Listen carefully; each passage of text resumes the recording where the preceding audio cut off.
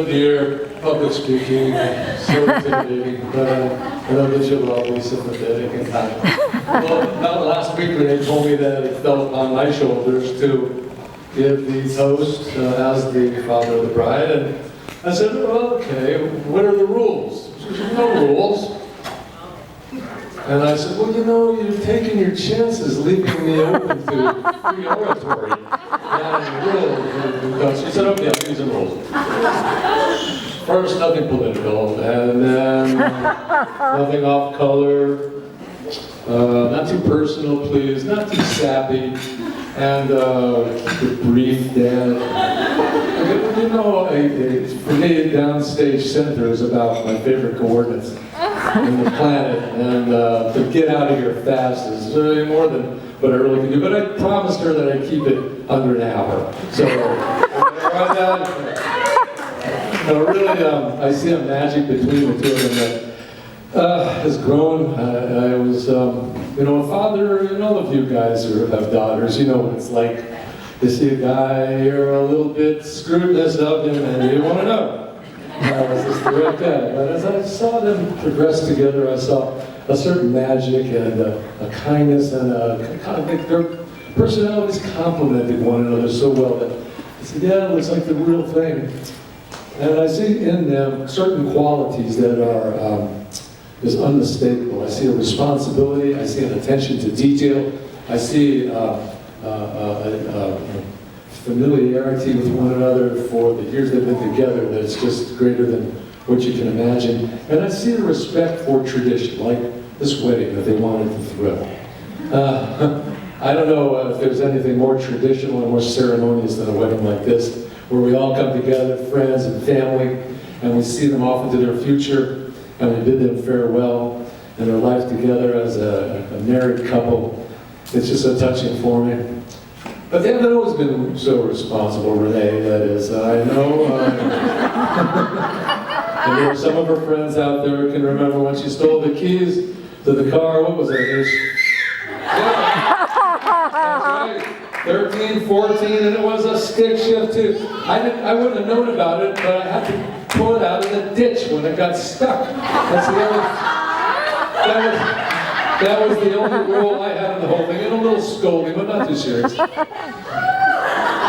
not? And you were good drivers. But other sides of responsibility and maturity in her I saw early on, like when the boys in the class were criticizing another boy who had, well, I don't know whether it was speech impediment problems or something, and she stood up and she told him, you be nice to him. And they did. They listened to her, they respected her, and they laid down the law. I had a champion for causes before me, and I was proud to see that she was a chip off the old block.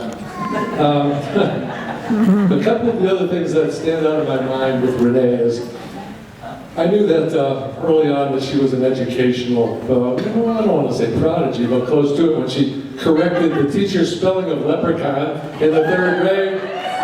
But she did it in a nice way, and I think that the teacher was chagrined, but I have to admit that Renee's spelling was correct.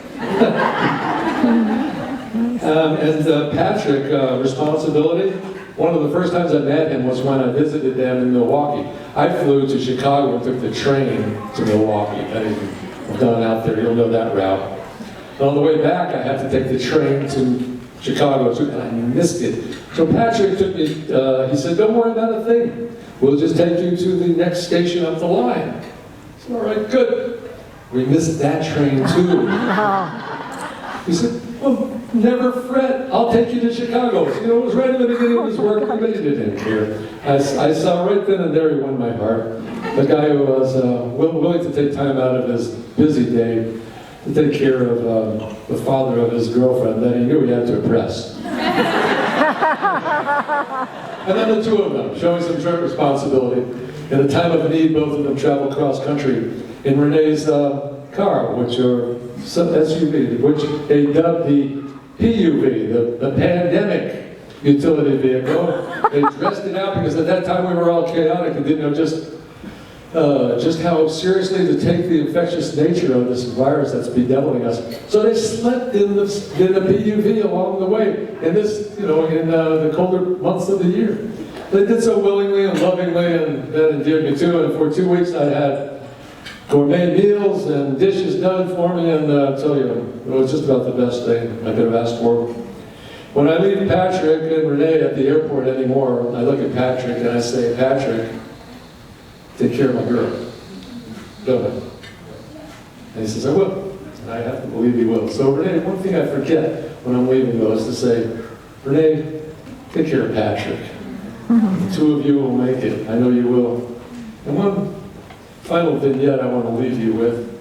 When Renee was, 3, 4, just coming into the age of recognition of all the responsibilities that soon will fall upon her shoulders in this world, I told her that she was going to go to preschool. Because we have a lovely little preschool run by the Episcopalians up the hill. And it was this tailored made for her because I knew she was of an age and receptive to learning.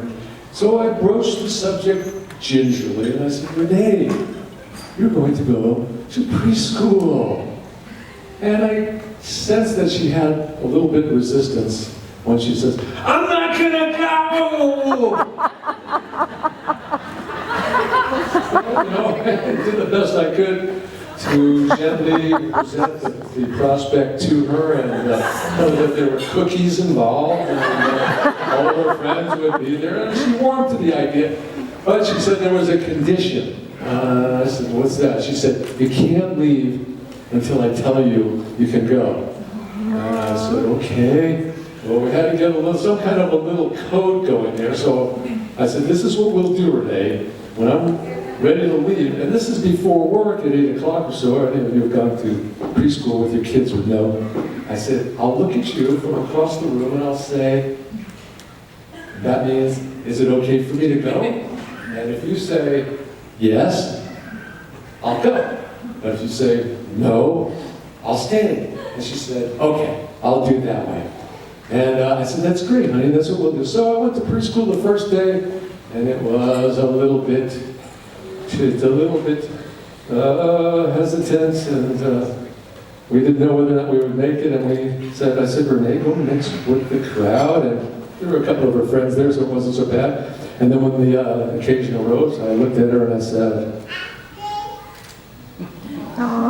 okay, so we did it a little later, Renee. Yeah, I gotta get out of here pretty soon, and Renee.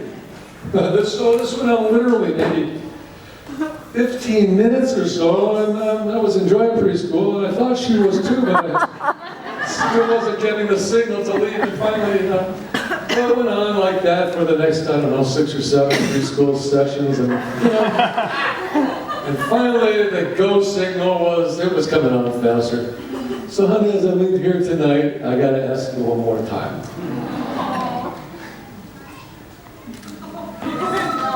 All right. Listen, girl, I love you.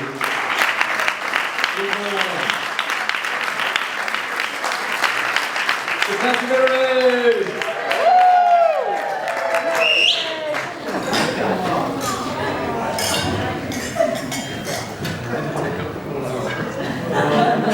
All right. How about a big round of applause for Robert and all of our teachers tonight?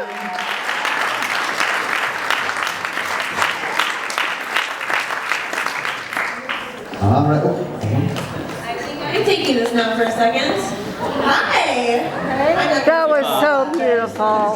Oh. That's awesome. Say thank you for everyone who toasted, for all of the kind, loving, heartfelt words. I know that it's not easy to speak in front of a whole crowd like this, and I just really appreciate everybody for showing all their love to us. I just look through this crowd and I'm blown away by people coming from near and far to celebrate us. I couldn't have asked for a more perfect day, a more perfect husband. And we're just having such a magical time. And we hope you guys do too. I think the next part of the night we're going to cut cakes, cut pies actually. Dance and party, and we want to make our rounds to all of you, and thank you so especially for being here. We just wouldn't be the people we are today without all of your love, caring, support, friendship, inspiration, teaching in our lives, and we just feel so honored and lucky for each and every one of you that's shown up today for us. So here's a toast to all of our friends and family.